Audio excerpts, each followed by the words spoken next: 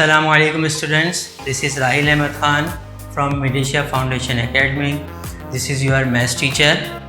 Students, first recall SOPs. Number 1, must wear a mask, maintain social distancing and keep and wash your hands properly.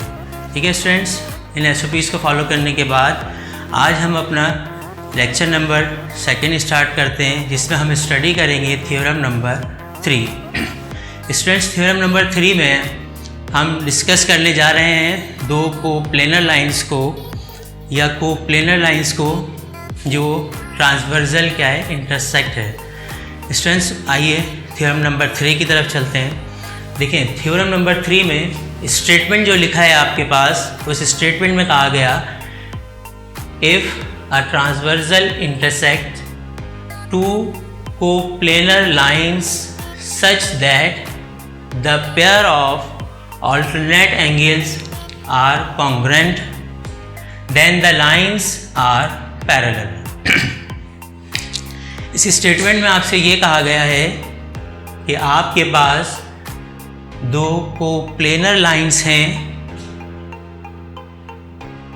जिनको intersect करने वाली line transversal intersect है। जब दो coplanar lines को एक line intersect करती है तो उस लाइन का नाम क्या है बेटा, ट्रांसवर्सल इंटरसेक्ट है।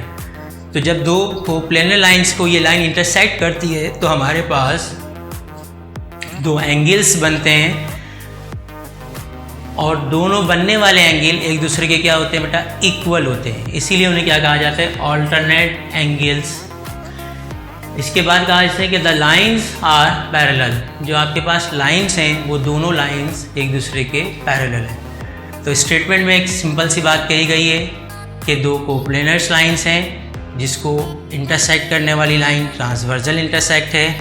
जब दो पैरेलल लाइन्स को एक लाइन इंटरसेक्ट करती है तो दो एंगल्स आपके पास बनकर आते हैं। दोनों एंगल्स एक दूसरे के क्या चीज़ हैं, इक्वल हैं और ऑल्टरनेट हैं।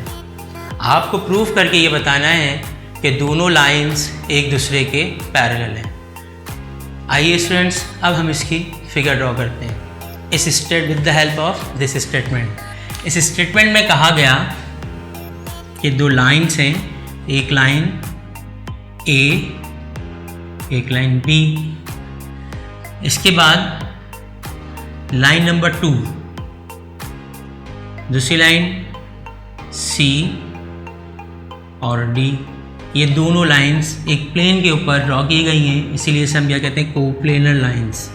इन लाइंस को इंटरसेक्ट करने वाली लाइन कौन सी है, ट्रांसवर्सल इंटरसेक्ट।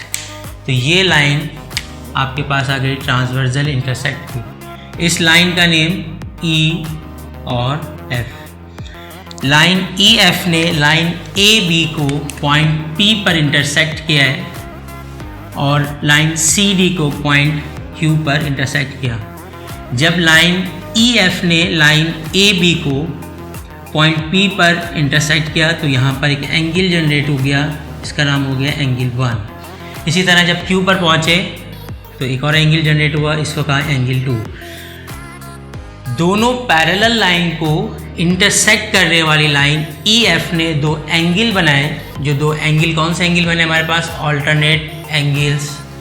अब ये कह रहा है आपसे कि बताइए क्या ये दोनों लाइनें पैरेलल हैं, ये आपने प्रूफ करके बताना है। अब आप गिवन में देखो क्या कहता है, A B and C D are two coplanar lines. यदि ए बी और सी डी दो कोप्लेनर लाइन्स हो गई and transversal intersect E F ने इसको कट किया। जब ई एफ ने इसको कट किया तो दो पॉइंट हमारे पास आए पी एंड क्यू। तो जो दो एंगल बने हमारे पास, एंगल 1 और एंगल 2, दोनों एंगल एक दूसरे के क्या हो गए, कॉन्करेंट हो गए, एक दूसरे के बराबर हो गए। कहते हैं प्रूफ करके बताइए लाइन ए बी पैरेलल होगी किसके, सी डी के। अब आपको ए बी पैरेलल करनी है सी डी के। बेटा जब दो लाइंस पैरेलल होती हैं तो हमेशा पैरेलल ही होती हैं, वो इंटरसेक्ट नहीं हो सकती। अब हमारी अजम्पशन शुरू हो जाएगी, हम सपोज करेंगे कि line A B line C D के पैरेलल नहीं है। जब line A B C D के पैरेलल नहीं है तो उसका मकसद ये होगा कि ये दोनों लाइंस आपस में एक दूसरे को इंटरसेक्ट करेंगी। जब ये दो लाइन एक दूसरे को इंटरसेक्ट करेंगी तो इसमें आपके पास एक ट्रायंगल बनकर आएगा, वो देखिए इस तरह बनेगा।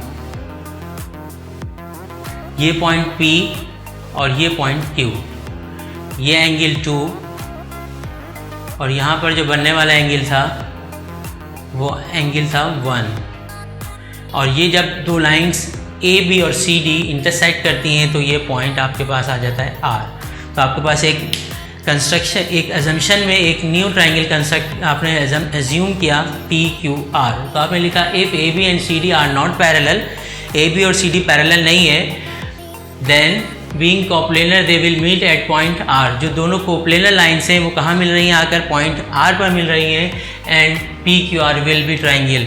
तो PQR एक हमारे पास क्या हो जाएगा, ट्राइंगल हो जाएगा। अब PQR में देखें दो एंगल्स बनते हैं, एक पॉइंट P पर और एक पॉइंट Q पर।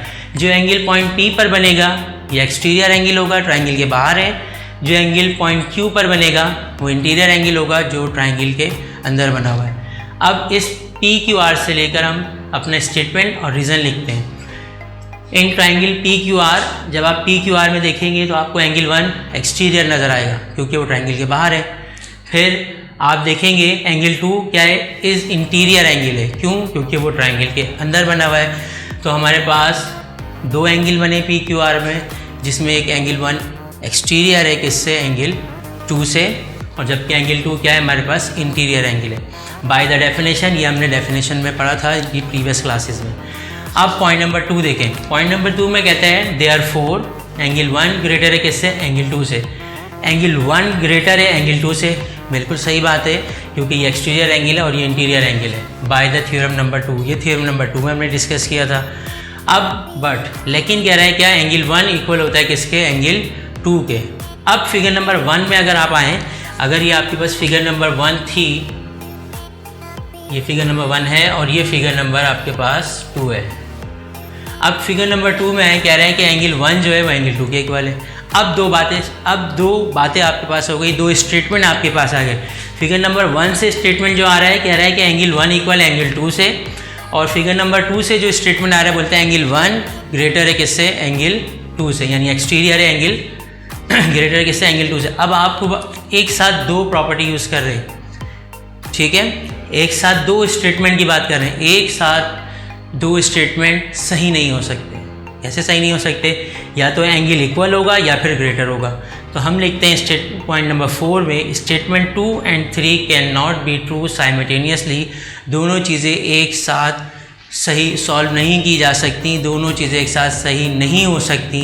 इसीलिए इस प्रॉपर्टी को कहते हैं trichotomy property of order relation, ठीक है।